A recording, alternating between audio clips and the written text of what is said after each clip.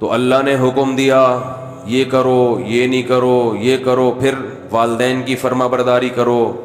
جو جتنا قریبی ہے اس کا حق اتنا زیادہ. گورا ان چیزوں کو نہیں مانتا. وہ کہتا ہے کسٹمر کا حق سب سے پہلے.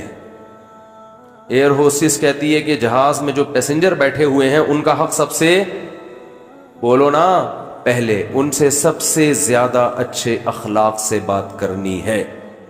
ایئر ہوسٹس کو کبھی گالی گلوچ میں دیکھا آپ نے؟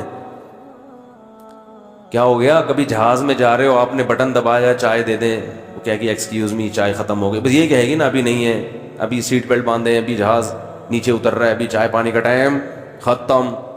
تمیز سے بولے گی. آپ نے پھر کہا نہیں مجھے تو چائے چاہیے. پھر بولے گی بھائی دیکھیں ایکسکیوز می آپ سے ہم نے گزارش کی. پھر آپ نے کہا جی مجھے نسوار چاہیے، مجھے پان چاہیے، کچھ بھی کہہ دو، ایکسکیوز می کر کے پتلی گلی سے نکل جائے. یہ نہیں ہوگا تیری ایسی کی تیسی تھی، اور اس کو نکالو، جہاز روکو، سائڈ پہ لگاؤ. جیسے بس میں ہوتا ہے نا، بسوں میں تو ہم نے دیکھا ہے وہ گڈی نو سائڈ تے لاؤ، بندے نو اٹھا، چلو نکل باہر یہاں سے. اور بسوں میں تو بعض دفعہ کھائی میں بھی گرا دیتے ہیں، سنا ہے. ایئر ہوسٹس کے اخلاق سے ہمیں سیکھنا چاہیے کہ اخلاق انسان کے، بولو بھائی، کیسے ہوتے. اب جو ایئر ہوسٹس کے اخلاق ہیں، اللہ یہ کہتا ہے کہ ان اخلاق کو 3 سے ضرب دے کے ماں سے اس اسٹائل میں بات کیا کرو. بہت مشکل ہے سمجھانا. جب اپنی ماں سے بات کرو تو جس اسٹائل میں ایئر ہوسٹس تم سے بات کر رہی ہے نا، اس اسٹائل کو 3 گنا، بولو، بڑھا دو. اس میں 3 چمچ چینی کے اور ڈال دو. جتنی شکر اس نے اپنی زبان میں ڈالی ہے آپ سے بات کرنے کے لیے، اس شکر میں 3 چمچ اور ملا دو. ہو رہا ہے اس پہ عمل؟ بولو نا بھائی. نبی صلی اللہ علیہ وسلم کے پاس ایک صحابی آئے، بخاری مسلم کی حدیث، یا رسول اللہ من احق الناس بحسن خلقی. حسن خلق ہے اخلاق کا حسن. حسن جو ہے نا عربی میں بیوٹی سے اوپر کی چیز ہے، یاد رکھو. تو اب ماں سے اچھا سلوک کس کے لیے ہو رہا ہے؟ اللہ کے لیے. تو یہ بھی عبادت ہے نا. تو اس میں بھی کیا پیدا کی جائے؟ ایکسیلنسی پیدا کی جائے. ابا سے اچھا سلوک کس کے لیے ہو رہا ہے؟ بھائی دنیا کے لیے تھوڑی. ابا نے تو پال پوس کے بڑا کر دیا، اب ابا کی کیا ضرورت ہے؟ اب تو ابا کے کھانے کا ٹائم آ گیا، اب ابا آپ سے پیسے مانگیں گے. تبھی گورے تو وہی اولڈ ہوم میں جمع کرا دیتے ہیں نا کہ یار ترقی کی راہ میں کیا بن رہے ہیں، یہ رکاوٹ بن رہے ہیں، تو ٹینشن پال لیں گے، ضرورت ہی نہیں ہے. ابا اماں کو پورا نچوڑ لیا. اب جب بڑے ہو گئے تو ابا اماں کیا لگتے ہیں؟ فل ٹینشن، کھانس رہے ہیں، کورونا کا خطرہ بھی ان کو زیادہ ہے، ٹھیک ہے نا، اور بوڑھے ہیں نا. اور ابا تو فل ٹینشن ہوتے ہیں بڑھاپے میں. اماں تو پھر بھی تھوڑا خیال کر لیتی ہیں. ابا جتنی نصیحتیں جوانی میں کرتے ہیں نا، بڑھاپے میں 10 گنا اس کی سپیڈ، بولو بھائی، بڑھ جاتی ہے. تو اب وہ جوانی میں نصیحتیں برداشت نہیں ہو رہی تھیں، اب ابا کے بڑھاپے کی نصیحتیں، تو کیونکہ جوانی میں برداشت نہیں ہو رہی تھی، حالانکہ اس وقت تو ابا سے پیسے بھی ملتے تھے. اب تو پیسے دینے پڑ رہے ہیں، اب کہاں سے نصیحت برداشت ہوگی؟ تو میں یہ عرض کر رہا تھا کہ رسول اللہ صلی اللہ علیہ وسلم سے صحابی نے پوچھا، یا رسول اللہ من احق الناس بحسن خلقی. تو یہاں بھی دیکھو حسن کا لفظ ہے، احسان سے نکلا ہے، یہ بلکہ احسان حسن سے نکلا ہے. تو صحابی یہاں یہ نہیں پوچھ رہے کہ یا رسول اللہ میرے اچھے اخلاق کا سب سے زیادہ مستحق کون ہے، یہ سوال نہیں ہے. یا میں کس سے ٹھیک طریقے سے بات کروں، ٹھیک کا لفظ بھی نہیں ہے، گڈ کا لفظ بھی نہیں ہے. یار ایک مجھے بات بتاؤ، ایک کوئی مفتی صاحب کے پاس آئے، مسئلہ پوچھے، مفتی صاحب میں نے سنا ہے کہ اللہ نے حکم دیا کہ لوگوں سے صحیح بات کیا کرو، بدتمیزی سے پیش نہیں آیا کرو، تو میں ٹھیک طریقے سے بات کس سے کیا کروں؟ سب سے پہلے کس سے؟ تو ہم بتا دیں گے بھئی سب سے پہلے ماں ہے، پھر باپ ہے، پھر باقی لوگ ہیں، یہی بتائیں گے نا. ہمارا اسٹائل کیا ہوگا؟ یہ ہوگا. لیکن صحابی نے یہ سوال نہیں پوچھا کہ میں ٹھیک طریقے سے کس سے بات کیا کروں، سب سے پہلے اس کا مستحق کون ہے. نہ نہ نہ، انہوں نے یہ بھی نہیں پوچھا یا رسول اللہ بہتر طریقے سے میں کس سے بات کیا کروں، اس میں سب سے زیادہ مستحق کون ہے، کس کا رائٹ ہے سب سے زیادہ کہ میں اس سے بہتر انداز میں بات کروں. نہ نہ نہ نہ نہ نہ، آپ نے فرمایا من احق الناس بحسنی، حسن کا لفظ، میرے اخلاق میں جو ایکسیلنسی پیدا ہوگی اس ایکسیلنسی کا سب سے زیادہ مستحق کون ہے. بات آ رہی ہے سمجھ میں کہ نہیں آ رہی ہے؟ یعنی آج کے زمانے میں جو اسٹائل ایئر ہوسٹس کا ہوتا ہے شاید ہم اس کو ایکسیلنٹ کہہ سکتے ہیں اس کو، شاید، کیونکہ اس سے اچھے اخلاق کی کم از کم مجھے تو مارکیٹ میں کوئی مثال اب تک، ہم نے بسوں میں بھی سفر کیا ہے، ٹرینوں میں بھی سفر کیا ہے، اور اللہ بھلا کرے جہازوں میں بھی کیا ہے، گاڑیوں میں بھی کیا ہے، کار میں بھی کیا ہے، ہر طرح سے کشتیوں میں بھی کیا ہے. تو جو عملہ سب سے اچھا اخلاق والا ہمیں ملتا ہے وہ کہاں ملتا ہے؟ بولو نا، جہاز میں. اور سب سے زیادہ بدتمیز عملہ کہاں ملتا ہے؟ بسوں میں. پیشاب کے لیے گاڑی رکوا لو، پیشاب رک جاتا ہے آدمی کا ٹینشن سے، وہ اتنی ہارن بجا رہا تھا، پاؤں پاؤں بجا رہا تھا، بیٹھ بھائی. نماز کے لیے رکوا لو، سب ایک جیسے نہیں ہوتے. نماز کے لیے بعض دفعہ روکنا مشکل ہو جاتا ہے، نماز ہی نہیں پڑھنے دے رہے ہوتے، تو پھر اپنی عزت اسی میں ہے کہ آپ ڈرائیور سے تمیز سے بات کریں. W11 میں سفر کرو، کنڈکٹر کو دیکھا ایکسکیوز می پلیز تھوڑا سا کرایہ دے دیں آپ، کبھی دیکھا آپ نے کنڈکٹر کو W11 میں؟ ہے بھائی، گھسیڑتا رہے گا بندے. اخلاق دیکھو، جگہ نہیں ہے بھائی، پاؤں بس پوری یوں ہوئی ہوئی ہے، اس کی الائنمنٹ کی ایسی کی، میں نے کہا نا کام کا بیڑا غرق، ایک کام کا طریقہ یہ بھی ہوتا ہے، بس کا بیڑا غرق کر دیا. وہ یوں جھکی ہوئی ہے پوری، ادھر کو آدھی پبلک چھت پہ بیٹھی ہوئی لٹک رہے ہیں، کھڑکیوں سے بندے گر رہے ہیں، مگر کنڈکٹر گھسے گا، ایک سے بھی ایکسکیوز، اتنی ٹینشن دے کے بھی ایکسکیوز نہیں کرتا. حالانکہ تمہیں تو 2 رکعت نفل توبہ کے پڑھنے چاہیے لانڈھی پہنچنے کے بعد نا. تمہیں تو یا اللہ میں نے جو مسافروں کو جو غم دیا، میں نے جو دکھ دیا، میں اس پہ تجھ سے معافی مانگتا ہوں. کیسے دھکا دے رہا ہوگا، اور بھائی ادھر سے، اور حیرت کی بات ہے ادھر سے گھستا ہے اور اگلے گیٹ سے نکل آتا ہے، جگہ ہے نہیں، سب سے کرایہ لے، اس کی جیب کبھی نہیں کٹتی، سب کی کٹ جاتی ہے، حالانکہ سب سے زیادہ پیسے اس کے پاس ہوتے ہیں. تو بزنس، یہ جیب کتروں کا بزنس بھی سائڈ میں چل رہا ہے ان کا، اس پہ بھی کمیشن، سب کی بات نہیں جو میرا بیان سن رہے ہیں ان کے علاوہ. تو میری جہاں تک جو میں نے دیکھا ہے سب سے اچھے اخلاق جہاز کے عملے کے ہوتے ہیں. تو ہم اس کو آج کے دور سے کہہ سکتے ہیں کہ وہ ایکسیلنٹ ہوتے ہیں. وہ الگ بات ہے وہ ان کی نیت کیا ہے، لیکن ظاہری لحاظ سے بہرحال بہت اچھے اخلاق ہوتے ہیں. تو اب ہم مثال، ہمارے پاس ایئر ہوسٹس کے علاوہ کوئی مارکیٹ میں اتنے اچھے اخلاق کی ملتی نہیں ہے سفر کے دوران. تو دنیا بھی ایک مسافر خانہ ہے. تو اب حدیث کا مطلب کیا ہوا؟ صحابی نے پوچھا یا رسول اللہ میں اپنے اخلاق میں جو ایکسیلنسی پیدا کروں تو اس ایکسیلنسی کا سب سے زیادہ مستحق کون ہے، یعنی سب سے زیادہ میٹھے انداز سے بات میں کس سے کروں. آپ یوں بھی کہہ سکتے ہیں آج کی زبان میں، جب میں بات کسی سے کروں تو اس میں شکر گھولوں میں، تو سب سے زیادہ چینی اور سب سے زیادہ شکر کس سے بات کرتے ہوئے اپنے کلام میں گھولوں. بات آ رہی ہے سمجھ میں؟ آپ صلی اللہ علیہ وسلم نے فرمایا امک، پوری کائنات میں سب سے میٹھے انداز سے اگر تم نے بات کرنی ہے تو سب سے زیادہ رائٹ یہ کس کا ہے؟ تمہاری، بولو نا، ماں کا. صحابی نے عرض کیا یا رسول اللہ کیا انداز ہے؟ فرمایا ثم من، ثم کا مطلب ہوتا ہے اس کے بعد، ثم من یا رسول اللہ ماں کے بعد دوسرے نمبر پر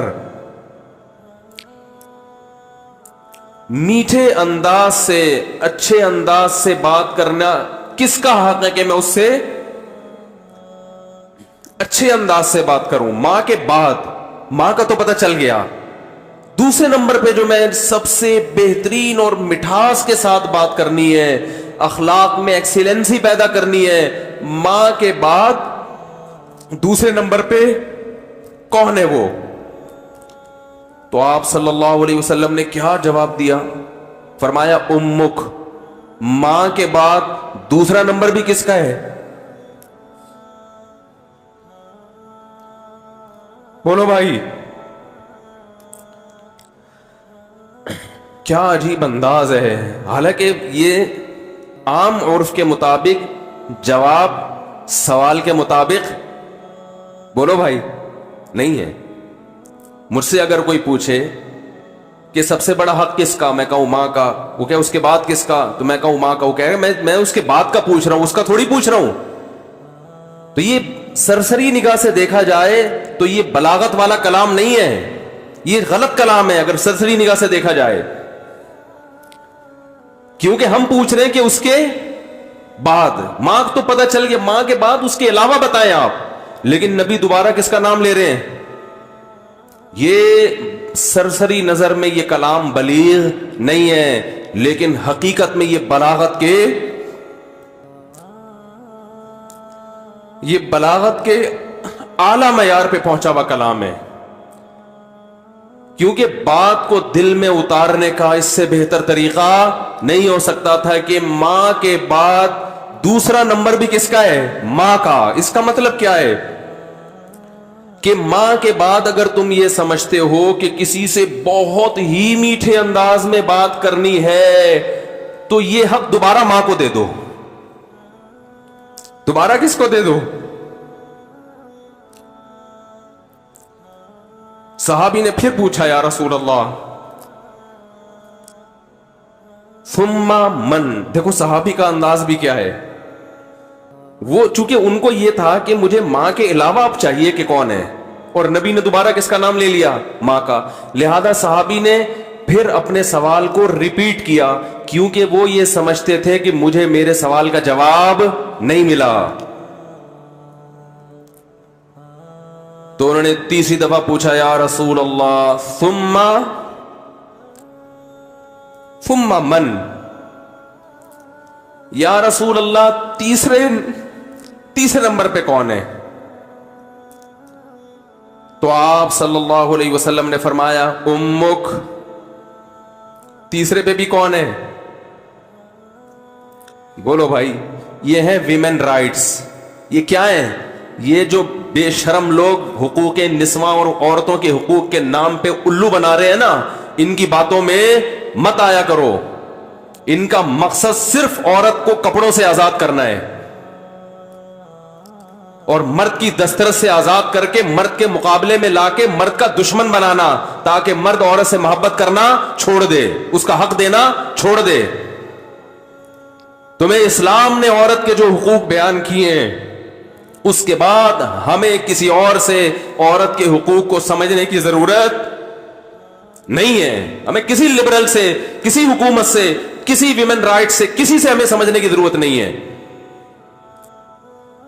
ہمیں اسلام نے بتا دیا ہے کہ ماں کے روپ میں عورت کا کیا حق ہے، بیوی کے روپ میں عورت کا کیا حق ہے، کہ بیٹی کے روپ میں عورت کا کیا حق ہے، بہن کے روپ میں عورت کا کیا حق ہے. اور یہ جو لبرل لوگ ہیں یہ صرف گرل فرینڈ کے حقوق جانتے ہیں، گرل فرینڈ سسٹم معاشرے میں لانا چاہتے ہیں، تمہیں درندہ بنانا چاہتے ہیں، تمہیں زانی بنانا چاہتے ہیں، تمہیں بدکار بنانا چاہتے ہیں.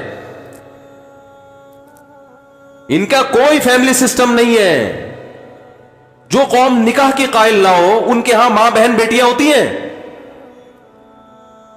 ماں بہن بیٹی، بھابھی چچی خالہ ممانی مامی پھپھی، یہ رشتے تو شادی بیاہ کے نتیجے میں وجود میں آتے ہیں. اولاد ہوتی ہے تو یہ رشتے وجود میں آتے ہیں. پھر ان رشتوں کا پاس رکھنے کا حکم دیا گیا ہے. جن قوموں میں ہر رشتے ہی نہیں ہے تم ان سے سیکھ رہے ہو کہ عورت کے حقوق ہمیں بتاؤ. تو آپ صلی اللہ علیہ وسلم نے کیا فرمایا؟ تیسرے نمبر پہ کس کا حق ہے؟ بولو بھائی، ماں کا۔ پھر صحابی نے پوچھا ثم من، اس کے صحابی بھی پوچھتے جا رہے ہیں، دیکھو رک نہیں رہے، کیونکہ ان کے سوال کا جواب مل نہیں رہا کہ یا رسول اللہ آپ ماں کا تذکرہ ختم کریں گے تو پتہ چلے گا کہ ماں کے بعد کس کا حق ہے۔ تو آپ صلی اللہ علیہ وسلم نے ارشاد فرمایا ثم ابوک، چوتھے نمبر پہ کون ہے؟ باپ۔ پوری کائنات میں اگر آپ کسی سے نرم انداز سے بات کرتے ہیں، میٹھے لب و لہجے میں بات کرتے ہیں، بہت سے لوگ ہیں جن سے آپ بہت نرم انداز میں بات کرتے ہیں، اپنے باس سے آپ سر کہہ کے بات کرتے ہیں کہ نہیں کرتے؟ کبھی آپ نے دیکھا کہ اس نے تھوڑا سا سختی کی ہو، آپ نے آنکھیں ماتھے پہ رکھ لی ہو؟ کبھی دیکھا آپ نے؟ ہے بھائی، ایک فوجی اپنے آفیسر کے سامنے کیسے بات کرتا ہے؟ آپ نے دیکھا کبھی وہ ابے تبے سے بات کر رہا ہو؟ ہیں میں کسی کی نہیں سنتا، میری اپنا لائف سٹائل ہے، سر مجھے زیادہ آرڈر نہ دیا کرو؟ کبھی دیکھا آپ نے ایسے سٹائل میں بات کر رہا ہو؟ سر یہ جو آپ ہر وقت کی نصیحتیں کرتے ہیں مجھے سمجھ میں نہیں آتی، آفیسرز کر رہے ہوتے ہیں نا فوج میں، چونکہ زیادہ احترام ہے اس لیے میں ان کی مثال دے رہا ہوں۔ ایک بریگیڈیئر آیا اور ایک عام فوجی کو سمجھا رہا ہے کہ یہ کیا کرو یہ کیا کرو، وہ جواب میں کبھی دیکھا کہ سر یہ زیادہ نصیحتیں مجھے اچھی، بولو نا سر مجھے نہیں اچھی لگتی ہے زیادہ ہر وقت کی نصیحتیں، حالانکہ وہ آفیسر اس کو تنخواہ نہیں دے رہا، تنخواہ اس کو گورنمنٹ دے رہی ہے، اس آفیسر کے اس پر احسانات نہیں ہے، صرف ایک ڈسپلن کو برقرار رکھنے کے لیے آرڈر دیا ہے کہ تمیز سے بات کرو۔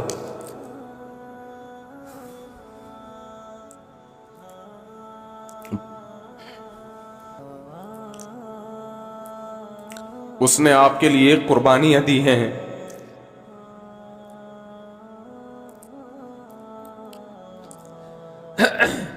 وہ آپ کے لیے لوگوں سے لڑا ہے، لڑتے ہیں کہ نہیں لڑتے؟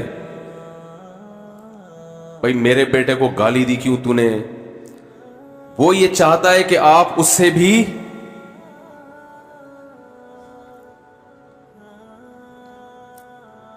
آپ اس سے آگے چلے جائیں۔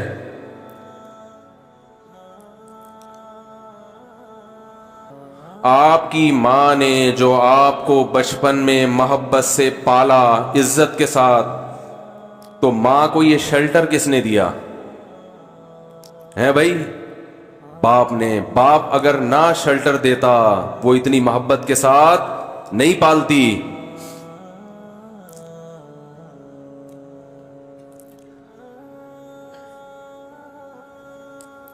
یہ ٹاپک مجھے چینج کرنا پڑے گا، میری میٹر جو ہے نا شارٹ ہو جاتا ہے، بولا نہیں جاتا اس ٹاپک پر۔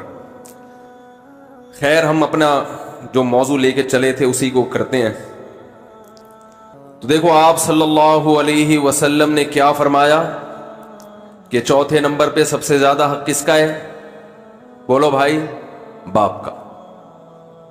اور اس کی علماء نے ایک حکمت یہ بھی بیان کی ہے کہ باپ چونکہ مرد ہے نا تو اس میں برداشت کی قوت ہے، ماں میں برداشت نہیں ہوتی، اس سے بدتمیزی کرو گے بیچاری روتی رہے گی، باپ کھینچ کے دو تھپڑ ایسا ہی ہے نا، بھی باپ سے زیادہ نہیں اور لگا دے گا دو چار کی، ماں بیچاری کڑتی رہتی ہے بیٹھ کے۔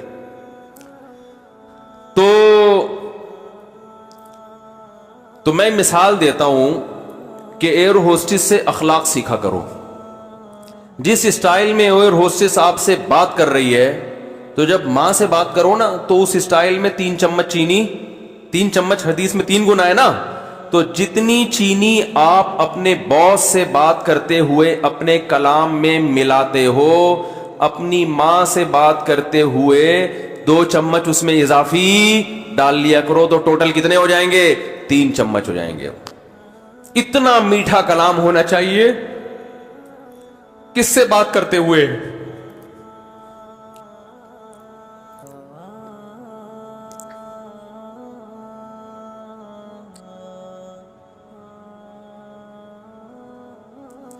ہم نے بڑے بڑے علماء کو دیکھا ہے، ان کے والدین بالکل دیہاتی، کچھ بھی نہیں آتا ان کو، بالکل گنوار، نہ بات کرنے کی تمیز، نہ اٹھنے بیٹھنے کی تمیز، لیکن بیٹے بن گئے بہت بڑے عالم، اللہ نے بڑی عزت دی، لیکن وہ اپنے باپ کا ایسا احترام کرتے تھے، ایسا بچھ جاتے تھے باپ کے سامنے، ہم نے اپنی آنکھوں سے دیکھا ہے کہ لگتا ہی نہیں تھا کہ یہ کوئی کیا عالم ہے، کوئی مفتی ہے، کوئی بزرگ ہے۔ تو کیونکہ جذبات ساتھ نہیں دے رہے، ورنہ ایسے کچھ واقعات آپ کو سناتا۔ بھائی اللہ کا حکم ہمارے لیے کیا ہے؟ کافی ہے نا۔ شادیوں کی بات ہی ٹھیک ہے بھائی، یہ ماں باپ کے حقوق کی بات نہ کیا کرو، وہ شادیوں والی بات کیا ہے، وہ ٹھیک ہے نا، وہ مزہ بھی آتا ہے اس میں، ٹھیک۔ تو بات کیا چل رہی تھی، دوبارہ سے اسی ٹاپک پر آتا ہوں میں نے عرض کر رہا تھا کہ اللہ اس کے رسول صلی اللہ علیہ وسلم نے جو احکام دیے تو دنیا داروں کو اس سے کوئی غرض نہیں ہے کہ یہ کرو یہ نہ کرو، ان کو اس سے کوئی غرض نہیں ہے، لیکن جو آخرت پر ایمان رکھتا ہے، تبھی دیکھو بہت سی حدیثوں میں آتا ہے کہ جو اللہ اس کے رسول اور آخرت پر ایمان رکھتا ہے اسے چاہیے کہ یہ کرے، تو اس میں اللہ کے نبی نے پہلے بتا دیا کہ جن کا آخرت پر ایمان نہیں ہے ان کو یہ باتیں سمجھ میں نہیں آئیں گی، ان کو یہ باتیں نہیں سمجھ میں آئیں گی۔ تو ان باتوں پر عمل کرنے کے لیے جو میں نے آیت اصل میں پڑھی ہے، جس پر میں نے بیان کرنا تھا، یہ بیان کا رخ ہی کہیں چینج ہو گیا سارا، عمل کرنے کے لیے انسان کو موٹیویشن چاہیے۔ تو اللہ نے کیا فرمایا، جو آیتیں میں نے قرآن مجید کی پڑھی ہیں اس میں اللہ نے فرمایا کہ اپنے دل میں اللہ کی محبت پیدا کر لو۔ دیکھو اللہ پر دلائل کے ذریعے ایمان لانا الگ بات ہے، اور دل میں اس کی محبت پیدا کرنا یہ بالکل الگ چیز ہے۔ تو جیسے نماز کا حکم دیا گیا، زکوٰۃ کا حکم دیا گیا، والدین سے حسن سلوک کا حکم دیا گیا، صدقہ خیرات کا حکم دیا گیا، اسی طرح اللہ نے ہمیں یہ حکم دیا ہے کہ اپنے دل میں میری محبت پیدا کرو۔ یہ کس کا حکم ہے؟ اللہ کا۔ تو آج جو دل ہے نا وہ اللہ کی محبت سے خالی ہے۔ جب محبت سے دل خالی ہوتا ہے تو اطاعت ایسے ہوتی ہے جیسے گن پوائنٹ پہ کوئی آپ سے کوئی کام کروا رہا ہو۔ دیکھو اپنا بزنس اور دوسرے کے بزنس میں فرق ہوتا ہے نا۔ اپنی دکان پہ آپ بیٹھے ہو، گٹکے کی بھی ہوگی، کیسی فکر لگی رہے گی نا ہر وقت، اور کوئی کرائے پہ آپ کو بٹھا کے چلا گیا کہ میرا شو روم ہے گاڑیوں کا، تجھے 1 لاکھ تنخواہ دوں گا، تو پھر دیکھو کیا کر آدھا دن سونے میں لگاتا ہے کہ نہیں لگاتا؟ کیونکہ انسان کو اپنے بزنس سے محبت ہوتی ہے، دوسرے بزنس سے محبت نہیں ہوتی۔ اپنا بزنس گول گپے کا بھی ہوگا تو کہاں سے کہاں پہنچا دے گا، دوسرے کا بزنس اگر تنخواہ پہ بٹھاؤ گے تو بیڑا ایکسیلنسی تو دور کی بات۔ ہمارے ایک دوست ہیں سیالکوٹ میں، بڑا بزنس ہے ان کا، تو میں نے وہاں دیکھا کہ ان کی فیکٹری میں، مجھے شوق ہے چیزیں دیکھنے کا کیا بنتا ہے فیکٹری میں، اس لیے نہیں کہ میرا کوئی فیکٹری لگانے کا پروگرام ہے، ویسے ہی۔ تو وہ دیکھا کہ وہ گلوز بن رہے ہیں ان کی فیکٹری میں نا، ایکسپورٹ ہونے کے لیے، سیالکوٹ میں کھیلوں کا سامان بہت بنتا ہے، تو اتنا محنت سے مزدور کام، وہ ملازم کام کر رہے ہیں، ایک سی رہا ہے، ایک کٹنگ کر کے کاٹ رہا ہے، اور سارے دل جمی سے لگے ہوئے ہیں۔ میں نے کہا یار پہلے کسی فیکٹری میں میں نے ملازم دیکھے ہیں اتنی تمیز سے اور اتنی دل جمی سے کام کر رہے ہیں، ورنہ سیٹ اگر فیکٹری کا دورہ کرے تو ٹھڈے مار مار کے اٹھاتے ہیں نا، اوئے تو کیوں سو رہا ہے یہاں پہ، کہتا ہے نا کہ نہیں کہتا؟ تو وہاں دیکھا سارے لگے ہوئے، تو انہوں نے کہا ان کو ہم نے دہاڑی پہ نہیں رکھا، ان کو ہم نے دہاڑی پہ نہیں رکھا، ان کو ہم نے کہا جتنے اتنے گلوز پہ ان کو پیسے ملتے ہیں، تو اب ان کا یہ بزنس میں شرکت ہو گئی نا۔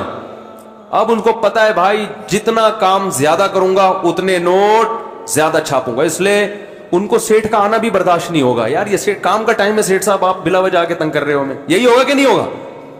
ہم کام کر رہے ہیں، ادھر آسٹریلیا سے وہ آیا ہوا ہے، ڈیمانڈ آئی ہوئی ہے، وہ گلوز منگوا رہے ہیں اور آپ ہمیں تنگ کر رہے ہو، بولے چپ، تو یہ کنڈیشن ہوگی۔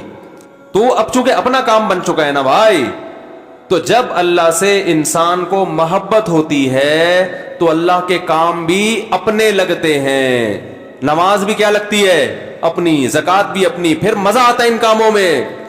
ابھی جو ہم نماز پڑھ رہے ہیں نا یہ گن پوائنٹ پہ، تھوڑا بہت قبر کا عذاب کا ڈر ہے، یار مرنا بھی ہے، کورونا سے نہ مر جائیں، پتہ نہیں اتفاق سے اگر قبر میں سانپ نکل آیا،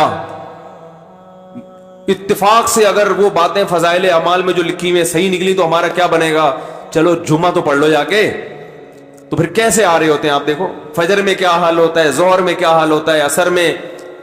آپ صلی اللہ علیہ وسلم نے فرمایا جو نماز میں پہلی صف میں ہوگا، قیامت کے دن جب اللہ کا دربار لگے گا وہاں بھی پہلی صف میں ہوگا وہ. تو جتنا سست نماز میں ہوگا اتنا پیچھے آخرت میں اللہ کے دربار میں. اللہ کہے گا یہ مجھے دنیا میں بغیر دیکھے سب سے پہلے آ کے بیٹھتے تھے، آج جب میں نظر آ رہا ہوں تو آج اب میری مرضی سے یہ آگے آئیں گے، کل یہ اپنی مرضی سے آگے آتے تھے. تو میرے بھائی ایکسیلنسی پیدا کیسے ہوگی؟ جب اللہ کی محبت پیدا کی جائے. اور محبت کیسے پیدا ہوگی؟ ذکر کی کثرت. سمجھتے ہیں کہ نہیں سمجھتے؟ بار بار اللہ کا تذکرہ. پھر یہ ٹاپک بہت لمبا ہے، وقت بھی پورا ہو گیا. اللہ تعالی ہم سب کو سمجھنے کی، عمل کرنے کی توفیق عطا فرمائے.